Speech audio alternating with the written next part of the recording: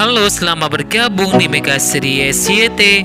Kita akan bahas lagi Magic 5 episode hari ini. Saat melihat Aisyah yang sedang tidur, Miranda pun merasa kesal sekali. Kenapa Aisyah selalu selamat, padahal sudah berbagai cara yang dilakukan oleh Miranda untuk menghabisi Aisyah. Miranda sangat takut jika Aisyah itu adalah Naura. Bisa-bisa masa depan Miranda bakal hancur oleh Naura. Miranda pun jadi berpikir bakal menghabisi sendiri Aisyah dengan tangannya.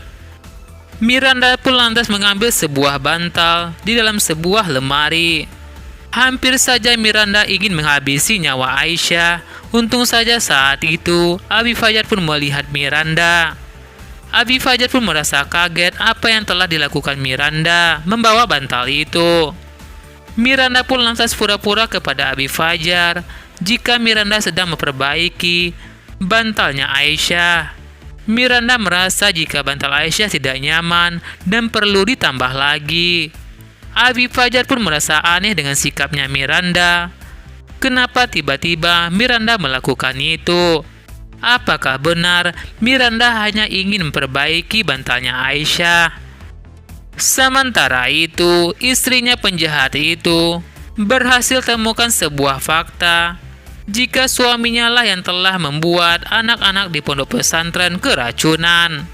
Saat itu Gibran dan Dika berhasil membawa laki-laki itu ke rumah sakit. Gibran minta dokter melakukan yang terbaik untuk menyelamatkan laki-laki itu. Bahkan saat itu, Gibran rela membayar biaya administrasi untuk laki-laki itu. Mereka berharap jika laki-laki itu telah sadar, mereka ingin tahu siapakah yang telah menyuruh laki-laki itu untuk mencelakai Aisyah. Sementara itu, Miranda diam-diam mendengar pembicaraan Gibran dan Dika. Miranda pun berpikir harus menghabisi laki-laki itu secepatnya. Jangan sampai rahasia Miranda terbongkar oleh laki-laki itu. Sementara itu, Gibran pun jadi ingat jika Aisyah sedang dirawat di rumah sakit. Gibran pun lantas mengajak Dika untuk menjenguk Aisyah. Melihat Aisyah yang sedang tertidur, mereka tidak ingin mengganggu Aisyah.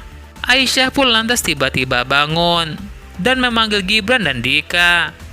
Gibran dan Dika jelaskan kepada Aisyah ingin tahu kondisi Aisyah.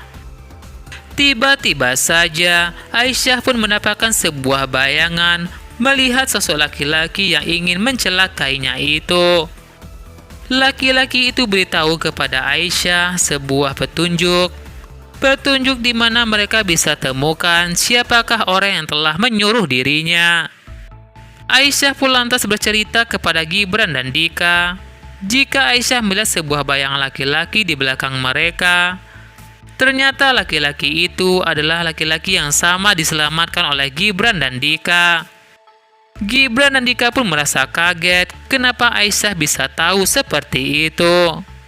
Aisyah pun juga beritahu mereka jika Aisyah punya tanda lahir seperti Naura dan seperti mereka. Aisyah pun mengaku kepada Gibran dan Dika jika Aisyah adalah Naura. Aisyah minta mereka untuk membantu Naura untuk memulihkan ingatannya. Gibran dan Dika pun merasa sangat bersyukur sekali mendengar jika Naura masih hidup dan selamat. Mereka berjanji bakal membantu Naura untuk memulihkan ingatan Naura. Mereka bertiga temukan petunjuk jika istri dari laki-laki penjahat itu adalah saksi bagi mereka yang bisa mereka gunakan untuk cari petunjuk siapakah yang ingin mencelakai Aisyah. Sementara itu, Reza, Jo, dan Evan pun pura-pura menjadi hantu untuk menakuti Adara, Nisa, Julia, dan Soleha. Mereka berempat sangat ketakutan melihat hantu-hantu itu. Namun Nisa tidak ingin takut dari mereka. Nisa pun lantas minta teman-temannya untuk menghajar hantu-hantu itu. Saat mereka mengejar hantu itu, mereka tak sengaja menggeser sebuah lemari. Adara pun melihat sesuatu di bawah keramik. Ternyata ada lubang di bawah keramik itu. Adara pun melihat sesuatu di bawah sana. Ternyata Adara melihat sebuah kertas bertulisan Praja. Entah apa maksud dari kertas itu, Adara pun merasa heran. Ada nama-nama korban di dalam kertas itu. Adara pun berpikir, apakah itu korban-korban dari peraja?